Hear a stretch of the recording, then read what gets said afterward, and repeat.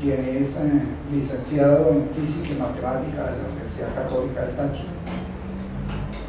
Tiene una especialista en evaluación educacional de la UPEL, es magíster en evaluación educacional de la UPEL, tiene un doctor en perspectivas políticas, históricas, curriculares y de gestión en educación de la Universidad de Burgos, en España.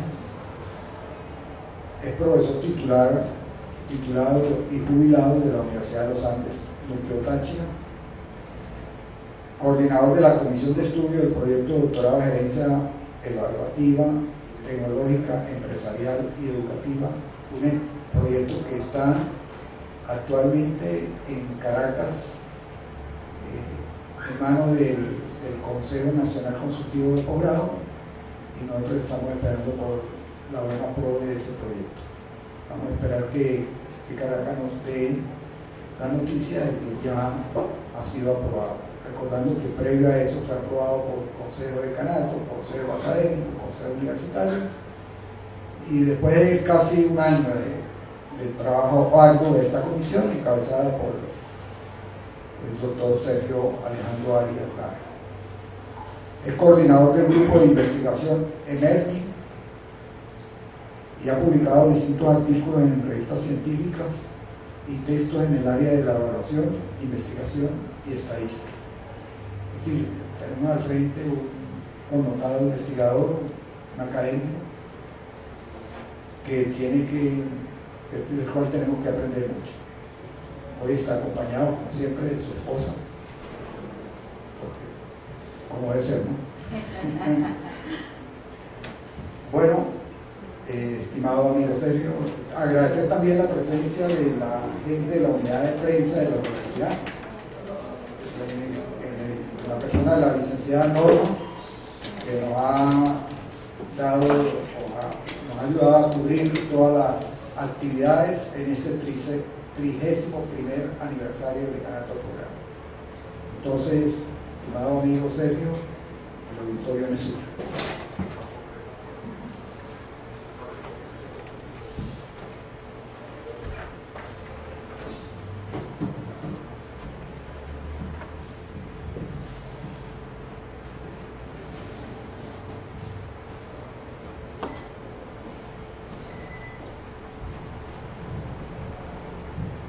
Buenos días. Doctor Miguel García, decano de posgrado de la Universidad Nacional Occidental de Táchira, autoridades, profesores de la UNED, personal del decanato de posgrado de la UNED, familiares, miembros del grupo de investigación Emerging, amigos y público en general. En esta oportunidad, como una especie de secuencia de lo que he venido hablando en la anterior conferencia, vamos a tocar ya y voy a mostrar algo más de lo que es la estructura ICEVALE para montar el proyecto de investigación científica. Es una parte de lo que hace esa estructura que después se lleva al desarrollo completo de lo que es la investigación. Y agradecer también al profesor Miguel García por esta oportunidad que me da. Pues esta casa de estudios ha sido donde yo he venido dando a conocer esta propuesta que estoy haciendo para investigar, y también quiero agradecerle a la licenciada Mari Méndez porque también me ha sido de ayuda para hacer un registro ya escrito, porque se trata de algo innovador y como toda innovación en el campo de la educación pues cuesta, porque hay que conocer primero a los pares, hay que convencer a su contexto en el cual se desenvuelve uno. Por eso muchas veces las innovaciones son tomadas en otro contexto y se dan a conocer en otro contexto. Yo quise que fuese acá, en nuestra casa de estudio, y precisamente acá en esta parte. Bien, para iniciar entonces,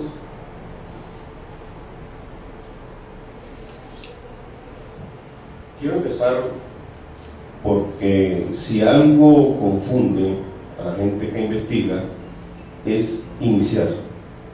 Cuando va a iniciar, tanto los profesores que han sido sus docentes en los seminarios de investigación, su tutor, y más cuando llegan a manos de los jurados evaluadores, siempre les enfocan la investigación hacia la temática.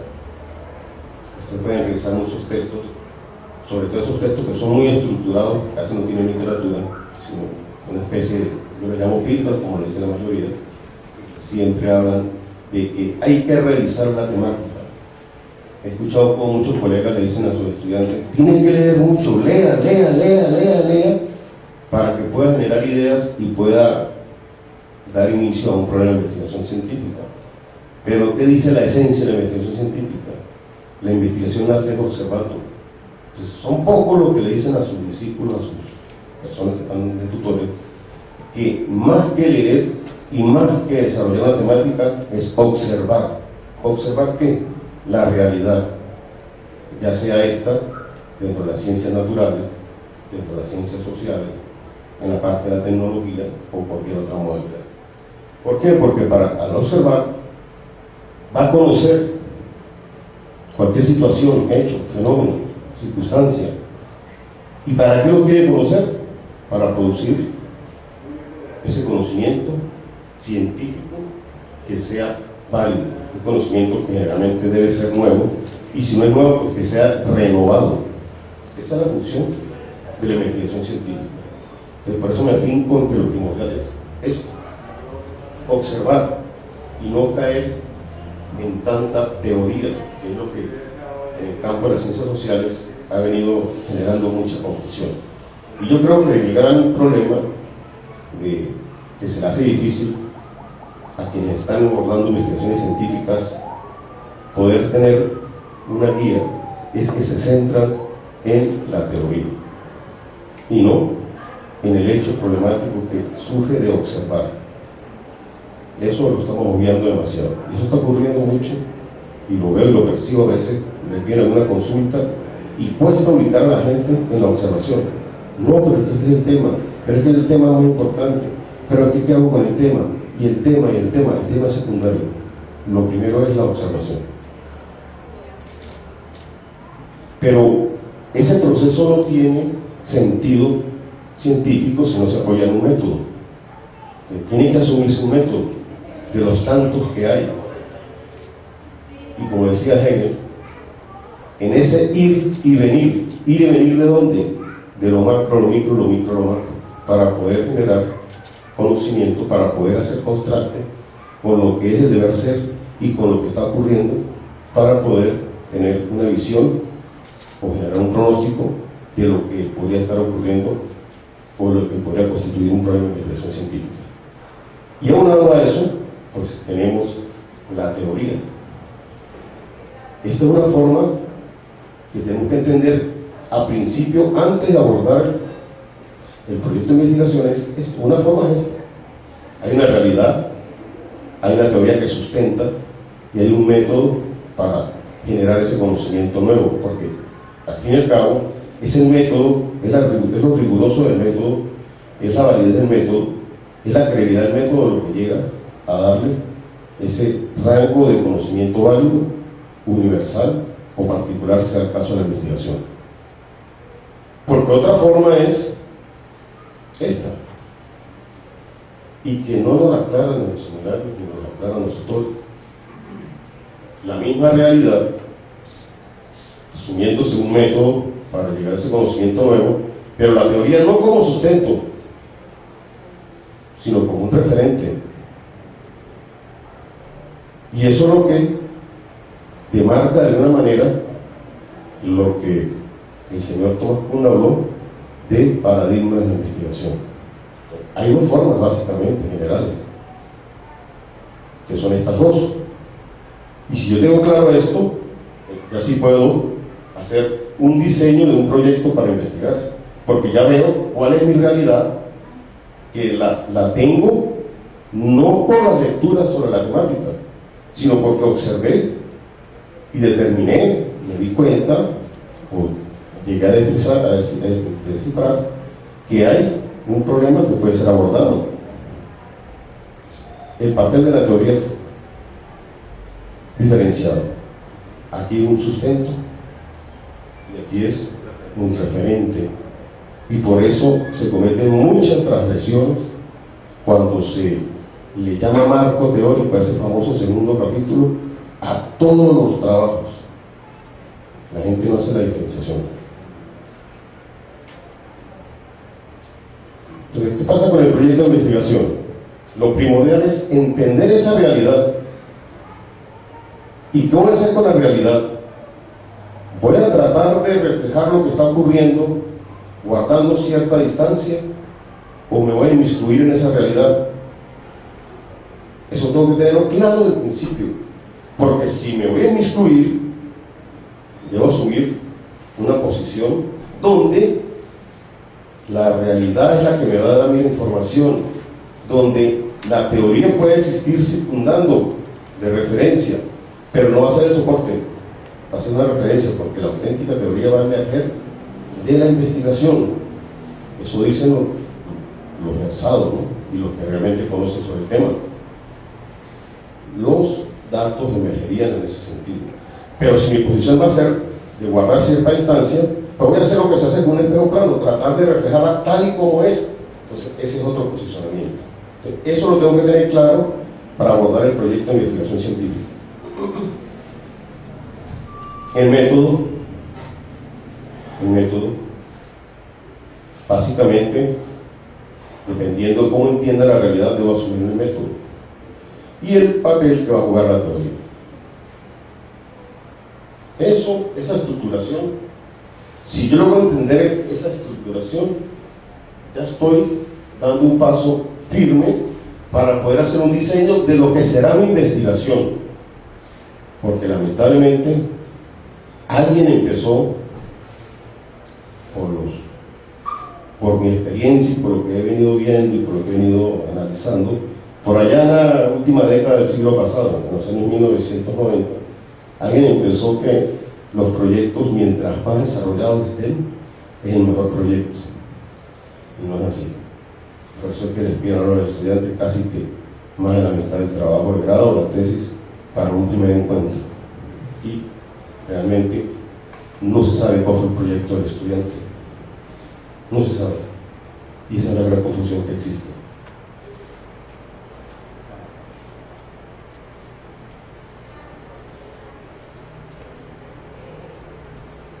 Antes de continuar hablando, agarré una frase de Daniel Stufrin, que se considera el padre moderno de la evaluación, y él dice que para uno poder conocer algo como tal, y más si es una práctica que va a ejercer profesionalmente, hay que conocer la evolución histórica. Y ese es el génesis de la gran confusión que tenemos, sobre todo a nivel de Latinoamérica y sobre todo en Venezuela. No sabemos la evolución histórica que ha tenido el conocimiento científico, y como no lo sabemos, nos agarramos de lo que nos dicen los eruditos o las personas que fungen como autoridad del conocimiento en ese momento, o de lo que nos impone el contexto, de lo que nos impone la institución, de lo que nos impone el posgrado. Aquí podemos tratar todo un día hablando de esa evolución histórica.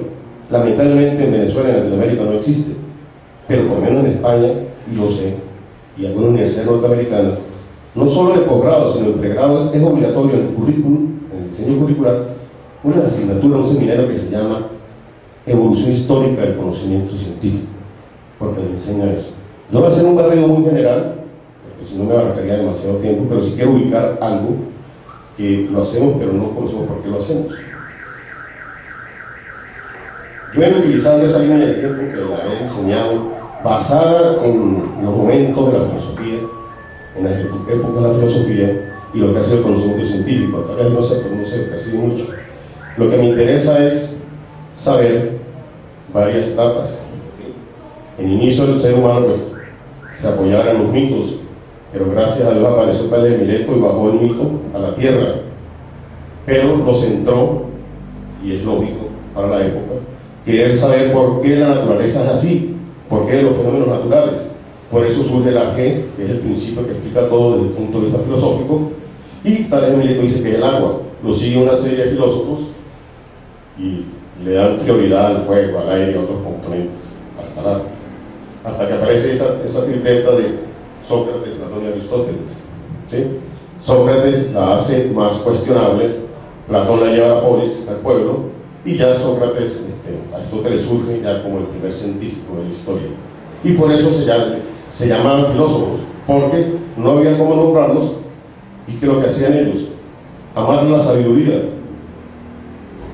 y por eso se llamaba filosofía.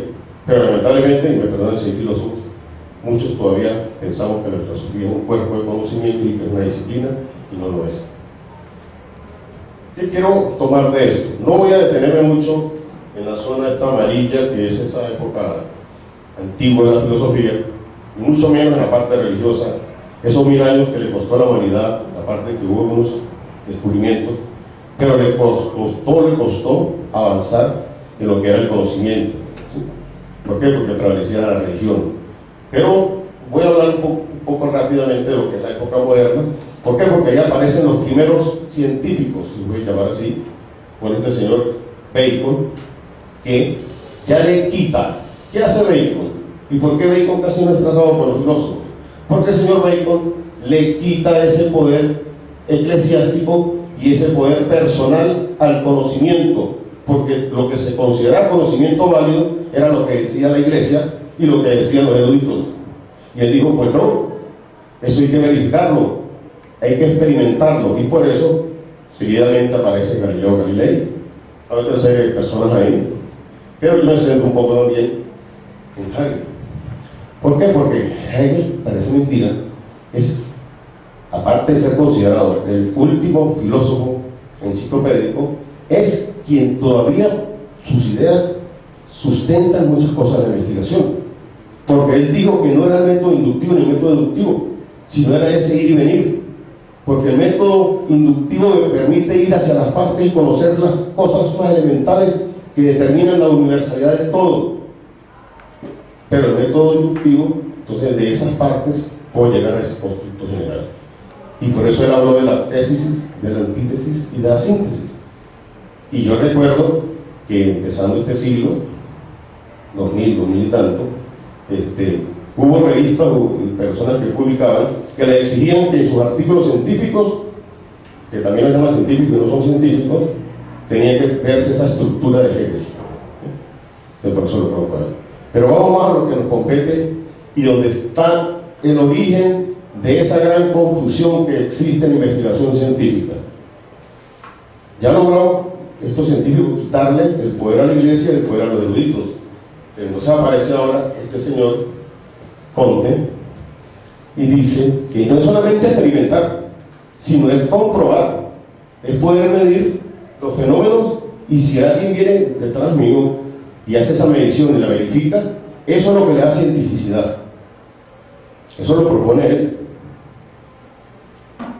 Inmediatamente aparece también el señor Husserl con la parte fenomenológica.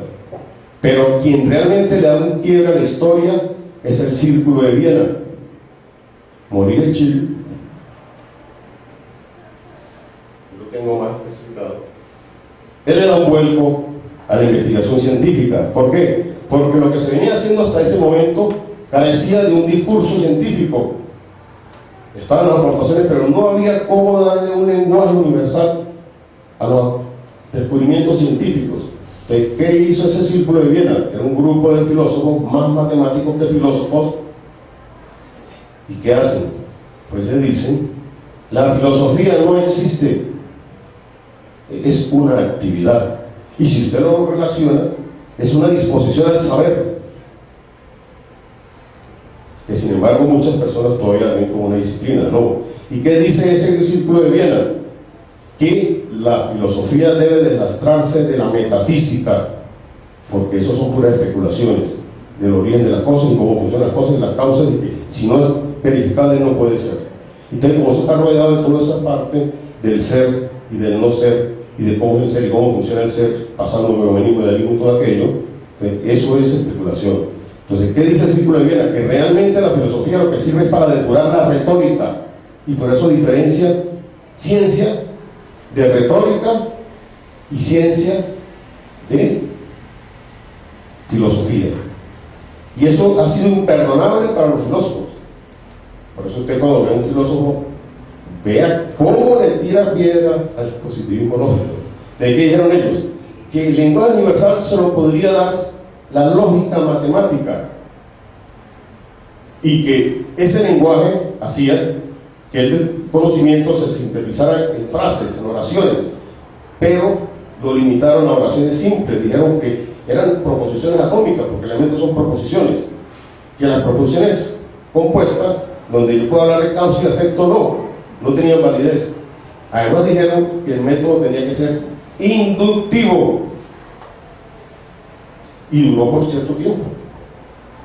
Pero dentro de ese mismo círculo de Viena está Karl Popper, que marcó distancia con ellos, y es el que aparece con el racionalismo crítico, y dijo: es que lo importante en la ciencia no es el discurso, lo importante en la ciencia es el método, es el cómo llego a ese conocimiento. Por eso Karl Popper es considerado como el padre moderno del método científico. Realmente lo que hizo Karl Popper fue darle rigor de método al método científico, de aclararlo para qué era el método científico, y dijo: no se trata del método inductivo, al contrario, es el método deductivo. Y ahí empieza esta confrontación y permanece en la actualidad, ¿no? Permanece. Por eso coloco eso. Digo, además, está bien, ¿qué dicen los positivistas lógicos? Que ese lenguaje, ese discurso de la ciencia se resume en proposiciones, y eso deriva de hipótesis que hay que verificar. Digo, las hipótesis no hay que verificarlas, hay que desfalsearlas. Es decir, prevalece el método y yo no voy a verificar, sino voy a contrastar. Eso fue lo propio. Siguen otros eruditos y pensadores, pero quien marcó otro giro en la historia fue Thomas Kuhn, y que nos lo enseñan como el papá del término paradigma. ¿Y sabe qué dijo Thomas Kuhn antes de morir? Que él se equivocó nombrando a todo ese conglomerado de personas, de instituciones que tienen una forma de investigar, haberla llamado paradigma. Debí haberlo llamado comunidad científica. Lo que sí dijo fue que ninguna investigación científica va a ser científica si no la guía un paradigma. Ese es su gran aporte. ¿Y de qué habló él entonces? Habló de las revoluciones científicas y decía: todo conjunto de conocimiento que se forma en las ciencias tiene un momento formal, un momento normal, donde la gente lo que hace es publicar, verificar y ahondar, aportar más de lo que hay. Pero llega un momento que entra en crisis, y es una revolución científica, y esa crisis genera innovaciones, y él se apoyó en este señor, porque coexistieron, en Daniel Stuffield, y le dio sentido de evaluación, y dijo que los paradigmas eran un círculo que se volvía al lugar de origen, pero en una forma revolucionaria, para que nacía otro paradigma. Pero otro paradigma dentro de ese mismo paradigma, que es lo que pasa con el positivismo lógico. ¿Sí? En principio se le dio discurso al lenguaje científico, se verificaba la hipótesis, pero apareció una persona dentro de ese mismo paradigma, dijo que no era verificar, era contrastar, y que no era inducir, sino era deducir. Y luego viene y aparece entonces todo lo que estamos sufriendo nosotros de hace unas décadas, de cómo abordar la investigación científica, y más, cómo diseñarla. Entonces dice que vuelve al mismo punto. Sí, yo lo veo de otra manera, es circular, pero es espiral, pero se mantiene ese paradigma. Pero llegó la otra gente, que son muy fanáticos de la parte tecnológica, y se atrevieron a decir que la evolución que hizo el paradigma positivista fue hacia el paradigma fenomenológico. No, son cosas muy diferentes, porque son visiones opuestas totalmente de entender la realidad. Pero esa fue la gran aportación. Entonces, eso es lo que estamos haciendo actualmente. Estamos marcados por lo que dijo Thomas Kuhn, que cada vez que vamos a hacer investigación científica tenemos que tener un paradigma que nos guíe. Ahí aparece, aprovecho para hablar del Congreso Latinoamericano de las Ciencias Sociales, que tiene más de 5 décadas llegando a la misma conclusión y exhortando a los científicos sociales que paren la retórica,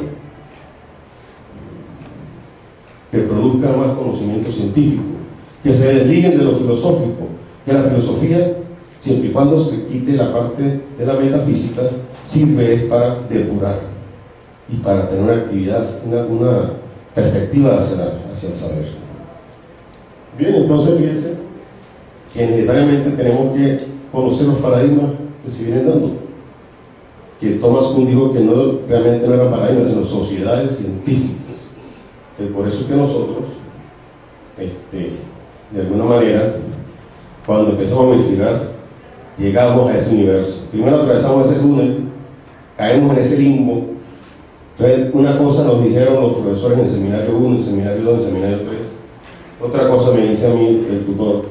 Y otra cosa me dicen los jurados. Entonces, cada quien quiere pararse en el cuadrante de él y nadie quiere salir de ese cuadrante. Porque cuando usted es tutor, es porque tiene la capacidad de poder entender a su tutorado y pararse y calzar los zapatos de él y que no calce los suyos. Y cuando usted es jurado, usted tiene que ir y pararse donde está parado el investigador y no traerlo a su recuadro. Por eso que confunden y por eso es que se cometen unos sacrilegios increíbles. ¿Por qué? Por desconocer esto. Y como esto se aprende haciendo, lo que aprendo es a criticar sin base.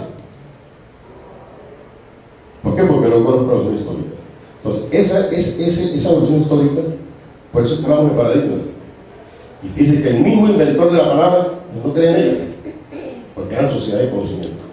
Bueno, en el caso que usted entra en ese limbo, entonces está obligado para poder llegar a hacer ese proyecto de investigación científica, tiene que tener clara la realidad, tiene que saber qué método va a asumir y tiene que tener claro el rol de la teoría, porque cuando logra alinear esas cosas de esta manera,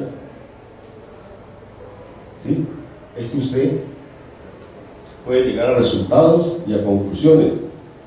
Entonces, por eso es que es necesario ese anclaje paradigmático, porque como dijo Thomas Kuhn, y eso es lo que prevalece básicamente ahora.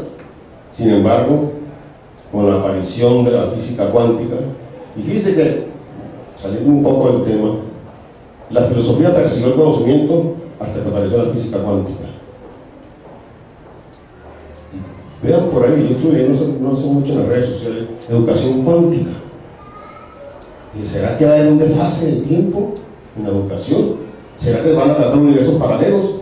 ¿Será que ahora está parado aquí en este momento porque uno de sus universos me tiene aquí, pero hay otro universo que me contiene a mí en otra dimensión? Y tal vez que en el cruce de esos conocimientos yo puedo ver el hueco ese de la mariposa que hace trasladar a uno en milésimas de segundo. ¿Será eso? No, porque en la educación nosotros asumimos cosas de otras áreas. Entonces, por eso es que este escritor que habla sobre la muerte de la filosofía, que molesta mucho, es porque dice que todo depende del modelo que uno asuma para entender la realidad. Y hacia eso vamos, eso sí. Pasará un momento la moda del paradigma. Pero mientras tanto estamos en él, y eso es lo que le da rigor científico a las investigaciones. Asumir un paradigma, pero asumirlo con seriedad. No asumirlo, no, que el positivismo, entonces tengo que utilizar la estadística, entonces me basta con redactar unos ítems todos incoherentes y hacer un análisis por cada ítem, un tratamiento estadístico por cada ítem, o simplemente no, yo estoy en el paradigma fenomenológico sociocrítico, entonces no voy a usar estadística, entonces produzco un poco de retórica que nadie lo utiliza. ¿Dónde está esa retórica? En ninguna parte. Almacenada en los registros, repositorios digitales, con los depósitos de las tesis que ya creando hongos allá porque nadie las abre, no creemos en nosotros mismos. Entonces, señores, ahí están los tres paradigmas, que no es que Thomas Kuhn los diseñó, ni los delimitó, ni formó tres parcelas. No, les digo, hay que guiarse por algunos de los paradigmas, esos son los que están prevaleciendo hasta el momento: el positivista, el fenomenológico y el sociocrítico. Pero cuando usted va a investigar, usted se pregunta ¿cuál? No, el sociocrítico, porque su tutor maneja eso. No, el positivista, porque el tutor maneja. O peor aún, es que en la universidad tal, todos van por el paradigma tal. Aquí ocurre. Y forman unas endogamias impenetrables, donde cuando llega alguien, una vacuna levantó la que se dijo, por ahí no es, se molestan. Entonces, termina pagando los platos rotos el dueño de la investigación. ¿Cuál tiene que asumir usted? El que usted considere de acuerdo a cómo vaya a entender la realidad, y no como ocurre con los eruditos famosos que le dicen, es que por el puro título tiene que ser fenomenológico, es que el título lo dice, es que por la temática tiene que ser así. No, señores, no es la temática, es como usted va a dar a entender la realidad que va a abordar, y que la va a abordar porque la observó y porque vio que había algo que no es que lo vaya a mejorar, porque esa es la otra. No, pero ¿qué va a mejorar con la investigación? No se trata de mejorar con la investigación. La investigación es para producir conocimiento. Que ese conocimiento que se produzca mejore algo, favorezca algo, haga crecer algo, eso es otra cosa. Pero la investigación científica es producir conocimiento válido. Entonces tenemos que tener claro algunas cosas. La realidad dentro del paradigma positivista, ¿cómo se va a entender? Medible. Pero ¿cómo medimos los sentimientos? Como los psicólogos miden las opiniones, con escalas documentales. Y ese es el gran problema en la parte de educación, no tanto en las ciencias naturales ni en la parte de la tecnología, que ese es el problema, que lo medimos con un instrumento que lo hacemos en función de lo que nos parece importante para el tema, pero no cómo estructuramos nuestros constructos. Que cuando usted pregunta qué es un constructo, ni saben decir, no es un constructo, que usted lo construye. No dicen que es una variable, y usted tiene que hacer una abstracción teórica primero, para luego hacerla tangible en su investigación, que es lo que se conoce como la operacionalización de variables. En el paradigma fenomenológico, ¿cómo es la realidad? Interpretable.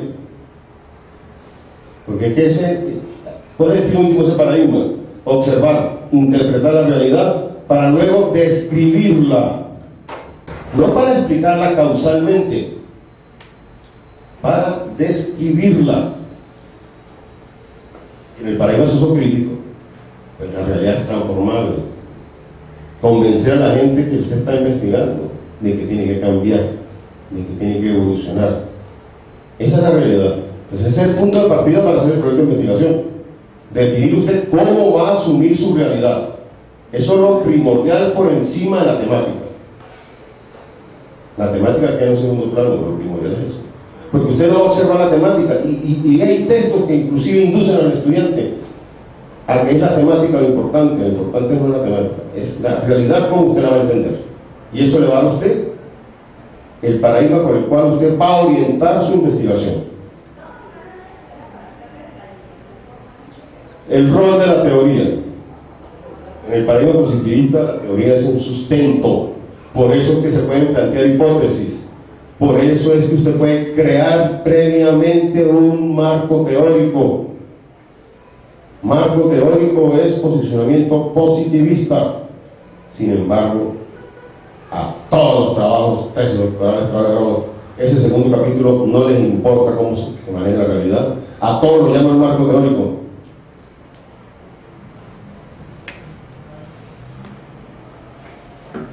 En el paradigma fenomenológico, ¿quién guía la teoría de las intencionalidades? Y si aquí hablamos de interrogantes que van a guiar la investigación, las hipótesis, y luego aglutino eso, los objetivos.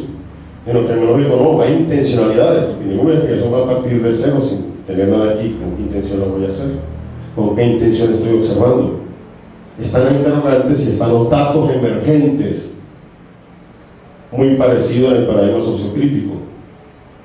Intencionalidades, la interrogante, datos emergentes, pero eso tiene un trasfondo ideológico. Cuando usted aborda una investigación y se va a guiar por el paradigma sociocrítico, tiene que estar claro de que usted tiene que llegar a un conocimiento, que ese conocimiento que usted va a convencer a las personas, sino que ese conocimiento posteriormente va a convencer una audiencia, a una comunidad, a un grupo de personas. Eso es lo segundo que hay que tener claro para redactar diseñar ese proyecto de investigación científica. Aquí se habla de marco teórico y en los demás revisión teórica, referentes teóricos, ¿sí? Pero no marco teórico, porque se contradicen ellos mismos, porque no dicen que es holística la investigación. que es permeable, entonces ¿por qué la enmarca? Imposible. Pero ustedes sean tutores, sean jurados, hagan valer eso, porque realmente no es lo que estoy diciendo yo. Esa es la esencia. La filosofía sirve para eso.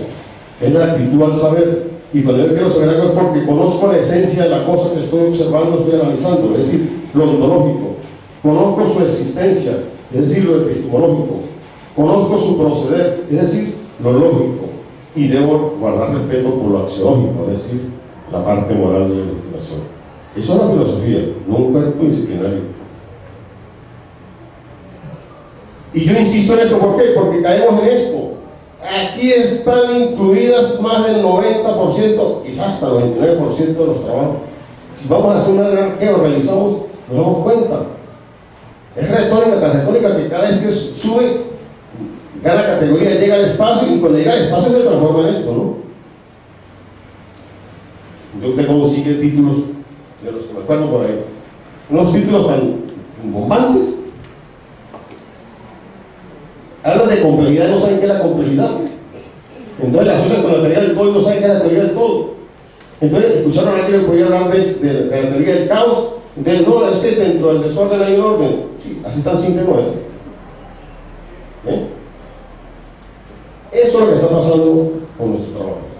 Retórica. Y no lo digo yo solamente, eso tiene 50 años diciéndolo el Congreso Latinoamericano de las Ciencias Sociales. Parémonos un poco. Y eso lo dijo Thomas Kuhn, introdujo el término de evaluación. Por eso es que surge la investigación evaluativa, que es una modalidad cuantitativa de abordar una realidad. Pero no porque yo le coloque en el título evaluación de tal cosa, ya es una investigación evaluativa. No. Y eso ha hecho que surjan muchos modelos cualitativos que asocian métodos para investigar. Eso es válido, pero siempre y cuando respete los lineamientos del paradigma. Y en la parte empírica, pues de acuerdo como usted entienda la realidad, si se posiciona en el paradigma positivista, su metodología es cuantitativa y el método por excelencia es el método científico como tal.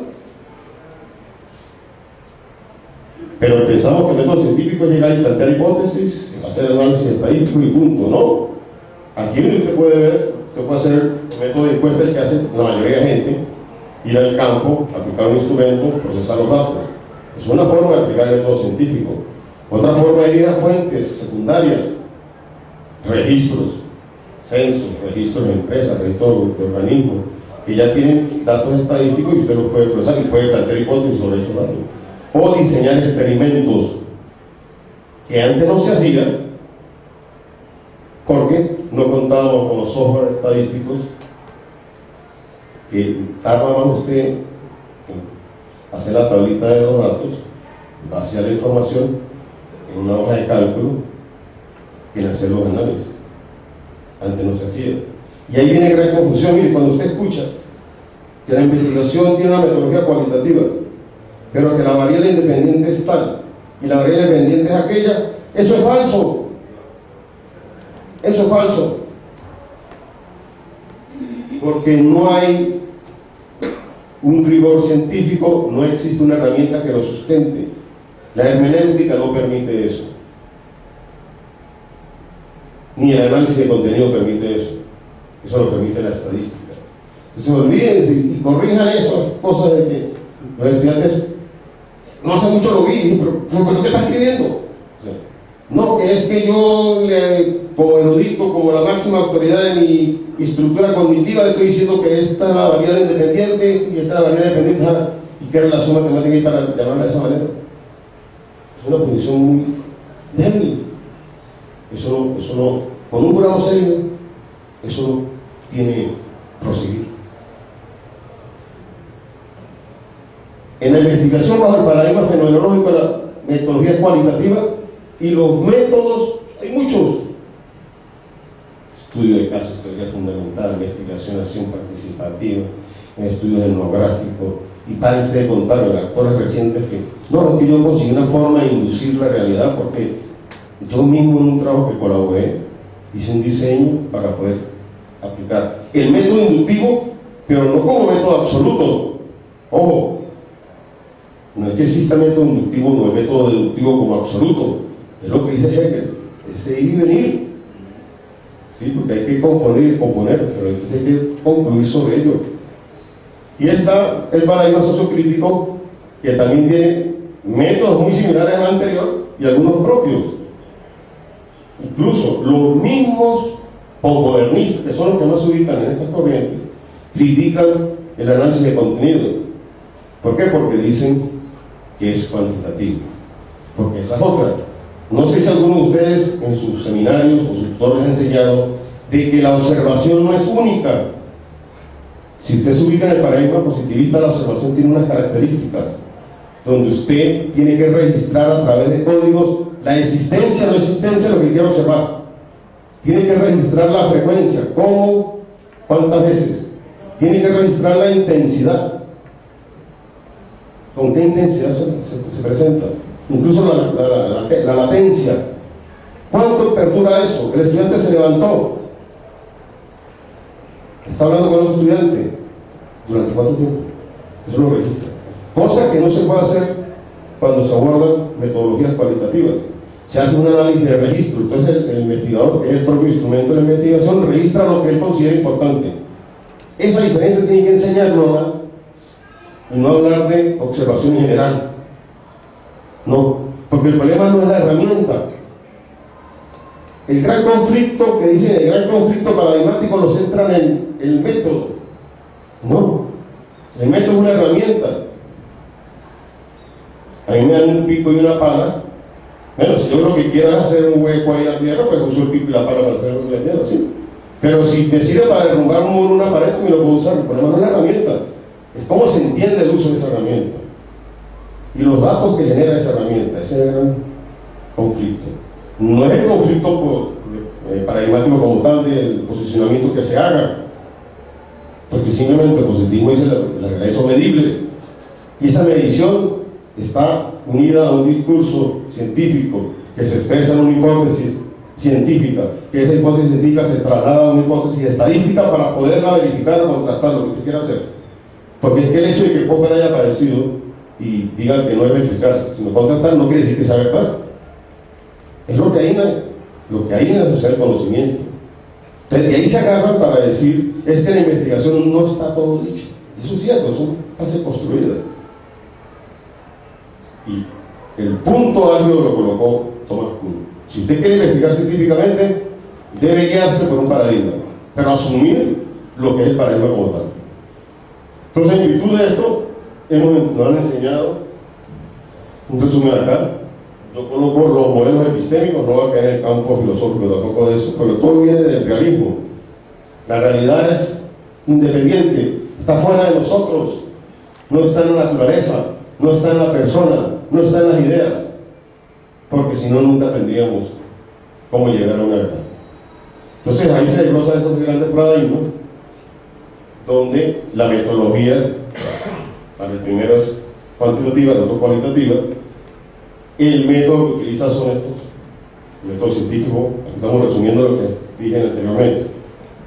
Y por eso el conocimiento que se produce es medible, verificable, replicable, porque fue medido. Si usted va y mide algo, se espera que tenga el mismo instrumento, lo mida, pero nosotros no hacemos eso en las ciencias sociales.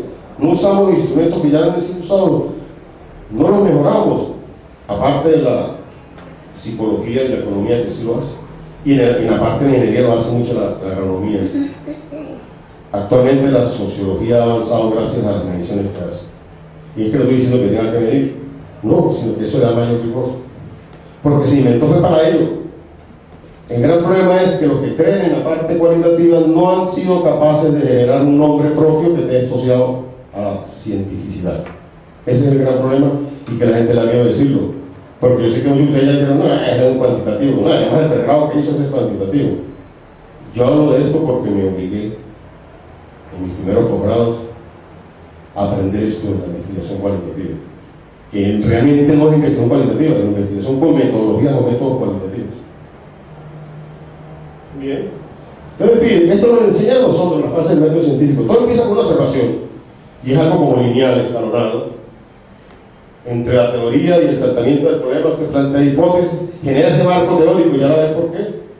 Porque como usted está delimitando su investigación, usted genera ese marco teórico que lo va a sustentar, o sea, va a sustentar sus hallazgos, porque usted genera la hipótesis en función de eso que conoce. Eso lo lleva a la metodología. Y esto es lo que se hace en un proyecto de investigación. Esos son los famosos 3 primeros capítulos. ¿Sí? Pero que actualmente cuando usted ve eso en la práctica, es casi el trabajo completo de la tesis. No, escriba, balance, porque es mejor que después quitarle. Entonces, ¿dónde está el proyecto? Y eso nos lleva a nosotros a los resultados, a la conclusión y a presentar el informe. Por eso es que se habla de que la investigación cuantitativa, que no debe llamarse así, es lineal, que reduce, que pretende la objetividad, por todo esto. Porque cuando la metodología es cualitativa ocurre esto. Eso. Si usted va a asumir una metodología cualitativa, tiene que entender que no puede hacer el planteamiento del problema a priori. Las intencionalidades que tenga las puede ir escribiendo como el hecho problemático, pero eso es un ir y venir para usted poder. No es que los datos y la información surge de los datos, no es algo emergente. Entonces, ¿por qué lo va a limitar a priori? Es decir, y yo sí lo he hecho, mi intencionalidad me guía a mí a hacer una observación, hacer unos registros, observar el fenómeno y registro. Yo eso lo puedo procesar y ya me está dando a mí una idea de qué voy a encontrar cuando voy realmente al grupo de informantes clave, y yo voy a ir induciendo eso. Entonces, a medida que voy induciendo, voy acomodando el planteamiento del problema. A medida que voy induciendo, voy buscando la teoría que voy a tener de referencia, no de sustento, de referencia. Y no se puede llamar marco teórico, señores. No se puede llamar marco teórico. Eso es cíclico. Entonces yo le pregunto algo. ¿Cómo hace un pobre muchacho que asume un paradigma fenomenológico o sociocrítico cuando lo obligan en un seminario 1 a que tiene que tener ya planteado el problema? Y el resto viene de la nada.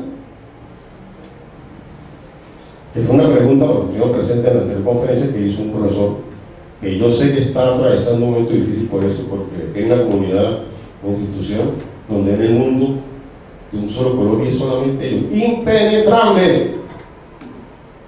Y si usted se atreve a entrar ahí, y lo digo con las pruebas en la mano, se consigue con observaciones de frases ya construidas muy generales. Cambia el título, pero no dice por qué.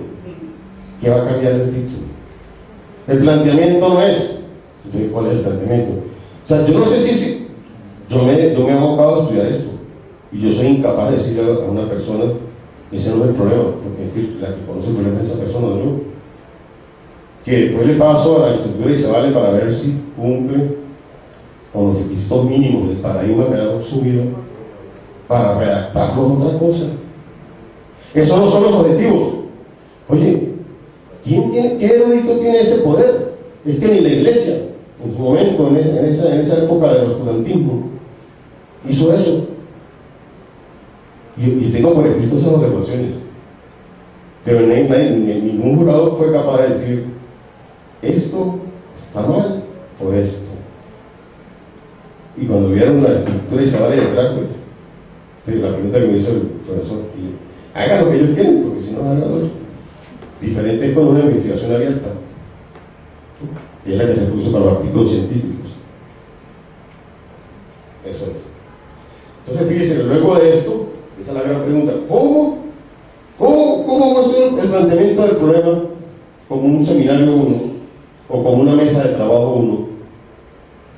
¿Cómo? Incluso, ¿cómo muestro yo esos 3 capítulos en una mesa de trabajo 1? Y cuidadito habla de los datos. Porque hay algo por ahí que sí, pero como está en el círculo vicioso, y más con la situación que vive el país, o sea, somos nosotros y más nadie. Y eso no puede ser. Eso genera